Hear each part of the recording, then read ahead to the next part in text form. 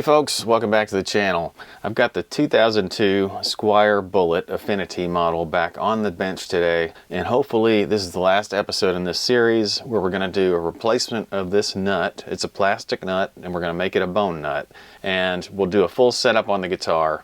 If you recall, we've done several upgrades to it already. A lot of cosmetics like strap buttons, pick guard, knobs. We've got a Gibson humbucker in here, and we've got some nice locking tuners and roller string trees. So really I consider this bone nut to be the last piece before this thing is about as upgraded as it can be. I have done some measurements on this nut already. It's a 40mm wide nut, which is a little bit of an oddball in terms of the things that I'm used to ordering on Amazon and whatnot, so I couldn't find a real good replacement for this. So what I'm going to do is I've got actually a set of blank bone nuts, and I'm going to take one of these and shape it into exactly what I want. But in order for me to get all the measurements I need, I'm actually going to have to take this thing out. But at any rate, this thing was about a 3.5mm deep nut. This bone nut blank that I've got is going to shape up fine, but the one thing that I don't know is whether this nut has a curved bottom or a straight bottom. Now, to get a nut out, there are many ways to do it. Some people pull them out through the top with a pair of nippers, or some people saw them down the middle and squeeze them out like that. I guess it just depends on how much glue is in there, but normally I like to tap them out from the side. So I'll get a punch that's roughly the same width as the nut, and then I'll just tap it very lightly with a hammer and see if it moves. Well, it's not moved yet. Let me try it from the other direction. There it goes. So that gets it out in one piece, and it looks like we have a flat bottom nut, and that's going to make the replacement a little bit easier. So to prepare for this nut installation, I'm going to go ahead and scrape out the channel with a razor blade and just get some of this old glue out. I'll follow that up with an X-Acto knife just to get into the very corners. Alright, let's take a look at what the original nut looks like versus the blank. So here's the original nut. It's got plastic construction and it's really hollow on the bottom, so you can sort of tell what kind of quality it is. We're going to replicate the width and the thickness first. Double checking the width. This one measures out at about 1.56 inches wide, which equates to 40mm, and the 0.135 inches thick. So that's about 3.4, maybe 3.5 millimeters thick. The blanks that I was able to order, I would say they're close to a half an inch wider, almost 2.1 inches wide, and thickness almost a quarter of an inch thick. So basically what I have to do is cut this down to this width and this thickness. What I started with versus where I'm at now, I've taken one of these and I have shaved it down. I took a belt sander and pushed this up against the belt sander until it came down to the thickness that I needed. Then I put the whole thing in the slot, marked how much excess I had, and then I cut off the excess. So at this point I've got a nut that fits the thickness and the width of the slot. I just need to start working on the height. So to measure the height, I use a little bit different strategy.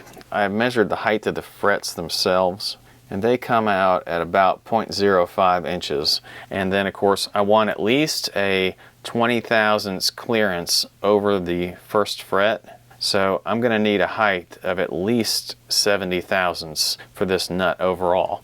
Now there are tools that you can buy that you basically lay here in this gap between the nut and the first fret, and you build them up until they're about 70, or whatever your measurement is, but in my case 70 thousandths of an inch thick.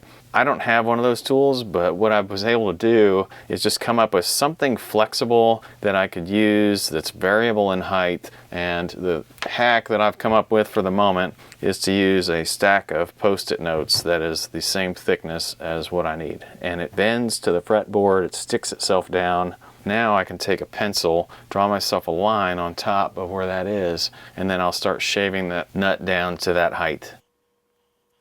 And now I've got a line that I can start shaving down toward, and then I can fine tune it once it's installed. Okay, so I still have my blank here, but it is really coming to shape. So I've rounded the top here, but the last thing that I really needed to do was to give myself a suggestion of where the strings go. And they actually make rulers for this purpose. If you if you do this on a regular basis and you're a luthier, you probably would invest in one of those. I'm not, so I just took the old nut, put it right up next to it, clamped these two in a vise, and then used a nut file to make my little nut slot suggestions. And I won't do my final slotting until I get everything glued in place, which is what I'm going to do right now. And when I'm gluing a nut, I basically use a little bit of medium super glue, and I'll put a drop on each side of the bottom of the nut, drop it in the slot, and then clamp it down. Now let's skip ahead a little bit. I've got videos on how to cut nut slots, so I don't want to completely reproduce what I've done there. You can go watch those videos. They're usually either quick tips, or I've got a review on the Music Nomad nut files. You can find them. They're not that hard to find. But let me talk a little bit about the process of getting a guitar set up from this kind of scenario where the saddles don't have a real good position, the humbuckers just wherever you left it whenever you installed it, and the nut has not been cut before. Basically what I do, I'll throw a set of used strings on here, and the reason for that is because I don't want to ruin a set of new strings, taking them off, putting them back on, that kind of thing. So I keep a lot of used strings around for that purpose. I put these used strings on this guitar, and the first thing that I did, I got the action roughed in. At this point, you're not worried about intonation, you're not worried about pickup height, and you're not even really worried about your nut slots. You got those hints of a nut slot, so if you put your strings over those, tune them up, and then set your action. So get your action ruler out, you're going to set your action. You want to try to get close to 4/64 at the 17th fret. Bear in mind, that's going to move around a little bit as you lower the nut slots, but get them close by turning the Allen screws on your saddles. You want to tighten them up to raise the saddle and loosen them up to lower the saddle. Now you can start cutting your nut slots, and you'll definitely want a string winder. That'll save you a lot of time. But basically what you're doing is measure the distance in between the string and the first fret using a feeler gauge, and pick your favorite feeler gauge, but I usually start out with 20 thousandths, and then if I want to lower it down from there, I can. Often the unwound strings feel better at 18 thousandths, sometimes 16 thousandths, but each string, you're going to unwind it. When it's loose, move it to the side, you're going to cut your nut slot, then you're going to put it back on, wind it back up to tune, and keep checking that distance under the first string over the first fret. And you basically want the feeler gauge to go in and just barely drag that string. You don't really want to move the string up at all. You're going to do that on each one of these strings. So that's why I say get a set of used strings to do this process. All right, now some other tools you're going to want for this process. You're going to need a set of nut files. I've been using the Music Nomad ones, and they're special built to the task, so that really makes things easier. I've got a full review of these out there. You'll want to check that out. They're available on Amazon. If you want to use my links to buy them, that would be great. But, if you find a better deal somewhere else, I understand. Beyond that, that's a lot of on and off with the strings, cutting the nut slots, measuring under the strings. It's a lot. It takes you significant time to do that. There are ways to save time. You can buy a little gauge that slips in here where you can cut the nut without the strings even on the guitar. There's all kinds of ways you can do it. If you're only doing this occasionally, do it this way. It takes time, but you're not going to have to buy any more special tools. Once you get the nut cut to the right depth, remove the strings or set them to the side and start shaping your nut. So probably your nut slots are very deep at that point, and then you kind of want to go in with a file and round off the edges and start bringing the height of the nut down. We roughed that in earlier before we even installed this thing, but you really don't want your strings to sit very deep in your slot. All right, so at this point, I've done all of that to this guitar. I am going to do a little bit more shaping once I take these strings off, and then we'll put the real strings on it. And I've got a new brand of strings that I'm going to be trying out on this guitar, and then we'll set the intonation. Okay, off camera, I finished shaping this nut because it was just a tad high, and I obviously removed these strings, but I'm going to put new strings on it now, and I realize we're running close to the length that I like to normally keep my videos. So what we're going to do, I'm going to put these strings on really quick, Then I'll talk a little bit about intonation, and then next episode I'll probably play it a little bit, and I'm going to show you one or two other Squiers. I'll be picking one of those and we'll be doing another upgrade. So let's go ahead and get these strings on here. And I mentioned I've got a new brand. This is probably just a one-off for me, but I bought a set of these SIT strings from Amazon. That stands for Stay in Tune. And I don't know much about the company, but it is an Akron, Ohio based company. They're made in the USA strings. And the set that I bought here is actually a 7-string set, because at the time buying 7 strings was cheaper than 6. These are 9 through 42s, at least the 6 that I'm going to use here, and I'm going to get these on here really quick.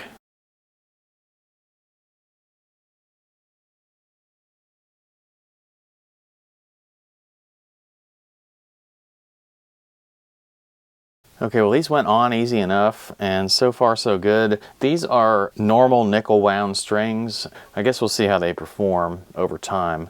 Next step is for me to get this tuned up, and then we'll work on intonation really quickly before we wrap up. All right, I've tuned everything up, and I've done one final check of my action. Also, double check my neck relief. That's doing okay as well. So everything is actually really low. This action on this thing is really low. I'm very pleased with it.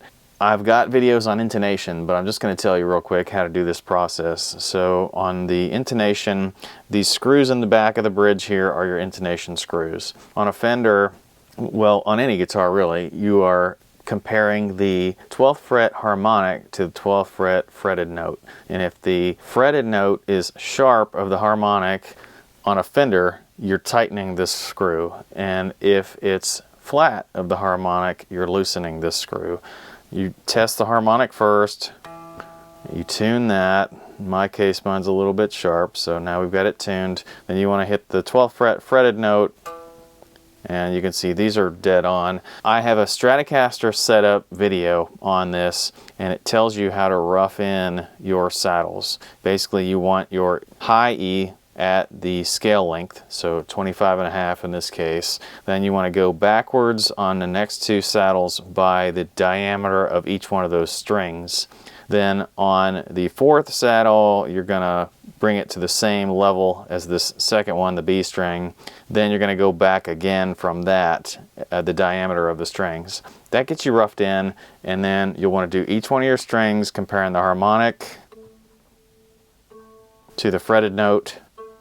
And again, I'm dead on, but that's the process, and I don't want to repeat every video that I've done so far, so be sure to go back and look for my intonation videos as well. You know, there is one more setting that you want to pay attention to, and that's your pickup height. Again, just take your string action gauge and put it on the top pole pieces of the pickup. Make sure that you're setting it to a predictable height.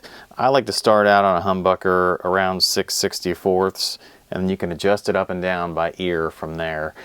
All right, we're already way long on this video, so I'm going to tease you with a run through of this guitar once I've had time to kind of warm up the strings and see if they really are true to their name, Stay in Tune strings. And I will bring out a couple more Squier Strats, and I'm going to pick one of those 2 as the star of the series for my next upgrades.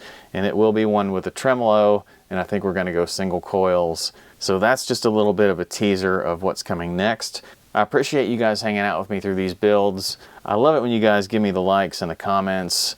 I appreciate the subscriptions. Thank you for visiting the Amazon links. And again, I'll see you guys next time. Thanks.